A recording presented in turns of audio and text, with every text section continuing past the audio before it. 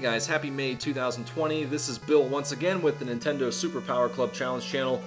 And today we're uploading a video that, in my opinion, is the toughest challenge that I have uploaded to date.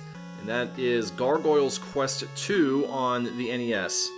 So as you may recall, at some point last year we uploaded the original Gargoyle's Quest for Game Boy. The sequel, honestly, is not that much different. Obviously the graphics and sound are slightly better because it's on a more powerful system. But the gameplay is basically the same. You're going around in an action RPG setting, basically blasting undead enemies and stuff like that. The story's pretty good too for the time. Not too bad of a game. So let's look at the challenge here to see what we got to do. Alright, so on the challenge it looks like on the Pro setting what we've got to do is go to the Hinom Woods level and we have to collect the night drop without getting hit.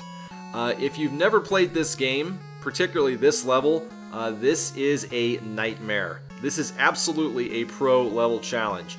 I cannot tell you how many times I had to stop and re-record this challenge. It was a complete and absolute mess and a nightmare. There are times when you think you've got it down, and then you get to a section you've done a million times over and you mess up and you got to start all over again. It's completely frustrating, but obviously it can be done. I would be interested to see how many times I re-uploaded and re-recorded this challenge. Like I said, definitely worthy of being a pro challenge, and this is definitely a challenge that I'm extremely proud of having completed. Hope you enjoy it, because I certainly didn't. Alright, let's talk about the everlasting fun that we went through on this challenge here. Alright, so first thing you're going to notice is that these platforms, not only do they move, you have to time your jumps very well, but they also shoot projectiles at you, so you have to account for that whenever you're making these jumps.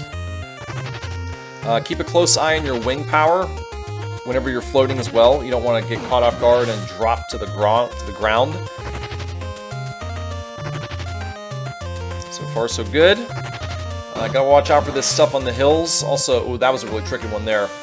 A lot of times when I was doing this challenge, I had to restart because I couldn't see the projectile coming from off screen. That was really annoying. This section's not too tough. Again, just make sure you jump onto the platform, account for it, time it well. Ooh, some of these enemies are kind of tricky too. They come in from out of nowhere. They spawn in from behind the screen. Be very careful. A lot of spikes here. Gotta make sure you're sticking to the wall. Make use of the wing power. In fact, right there I almost ran out of wing power. Got very lucky there. Once you get over to the furthest point, go ahead and jump off. Okay, right here, this is kind of a wind chamber. You're going to let the wind carry you all the way up to the top here until you get to the walls, where you can then push yourself over. Don't bother picking up these power-ups. They're not necessary. Considering you can't get hit, it's kind of pointless. Alright, this was a very, very tricky section. Lost track of how many times I had to restart right here. So watch the pattern of the spikes. Be very careful. Once you get it down and you feel confident, go ahead and jump. That's probably the hardest section of the whole level right there. Alright, you gotta be really careful here too. You got projectiles coming from the sky and gates coming and spikes coming out of the ground.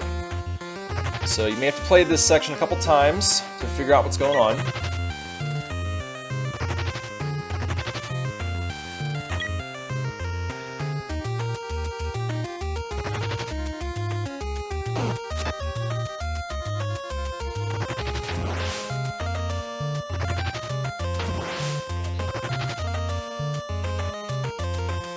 This part's kind of tricky too. You want to get down on the side of this platform,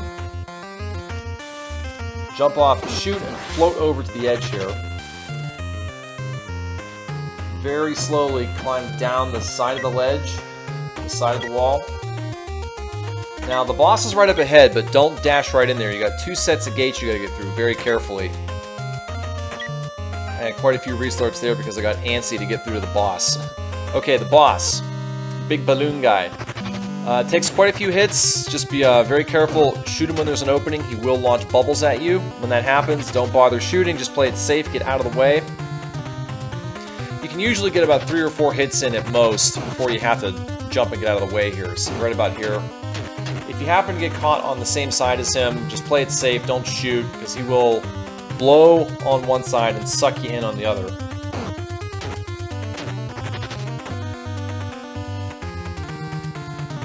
A lot of spikes. Obviously, don't get hit by the spikes. I probably could have got a few shots in there, but that's okay.